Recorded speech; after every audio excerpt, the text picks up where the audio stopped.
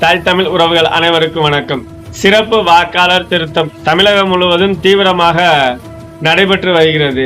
இதை ஆங்கிலத்தில் எஸ்ஐஆர் சொல்றாங்க. இது ஏன் இப்ப நடத்துறாங்க அப்படின்னா, கடந்த ஒரு 15-20 ஆண்டுகளா இறந்தவர்களுடைய பெயர் பட்டியல நீக்காம இருக்காங்க. அதை நீக்கணும். அது மாதிரி சொந்த ஊர்லயும் வாக்காளர் அடையாளம் வச்சிருக்காங்க, வேலை பார்க்கக்கூடிய இடத்துலையும் வாக்காளர் அடையாளம் வச்சிருக்காங்க. ஒருத்தருக்கு 2 வாக்காளர் அடையாள அட்டை இல்லை 3 இருக்குது. அதையும் திருத்தி நம்ம ஒரே ஒரு வாக்காளர் அடையாள அட்டை இருக்கிற மாதிரி கொண்டு வரணும் அப்படின்னு இந்த அரசு சொல்லுது.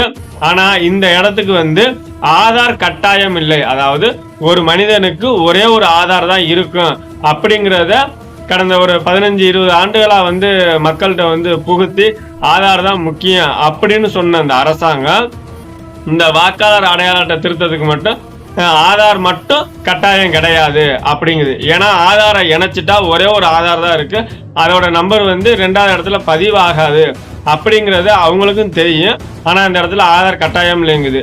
அது மட்டும் இல்லாம 2002 முதல் 2005 வரைக்கும் இதே ஒரு எஸ்ஐஆர் சொல்லி அந்த சிறப்பு வாக்காளர் திருத்தம் ஒரு பணி நடந்துச்சு. அதுக்கு முன்னாடி இருந்தவங்களுடைய வாக்காளர் அடையாள அட்டை மட்டும் புகைப்படத்தோட வருமா, மற்றவங்க 2005க்கு மேல பதிவு பண்ணவங்களுக்கு புகைப்படத்தோட வருதா வரலாங்கிறது ஒரு சந்தேகமா இருக்குது.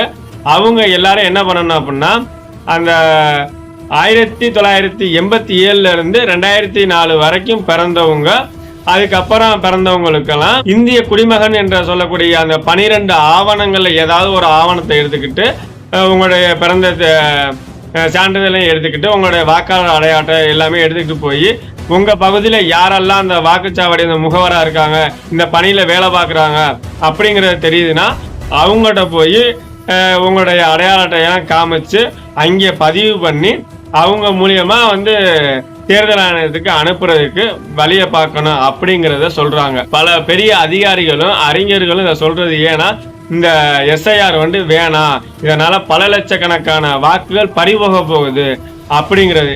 ஏன் அப்படின்னா, பல இளைஞர்கள் 2005க்கு அப்புறம் தான் பதிவு பண்ணியிருக்காங்க. அவங்களாம் வெளிநாட்டிலையும் வேலை வைப்பாங்க, வெளி மாநிலத்திலையும் வெளி ஊர்லயும் வேலை வைப்பாங்க.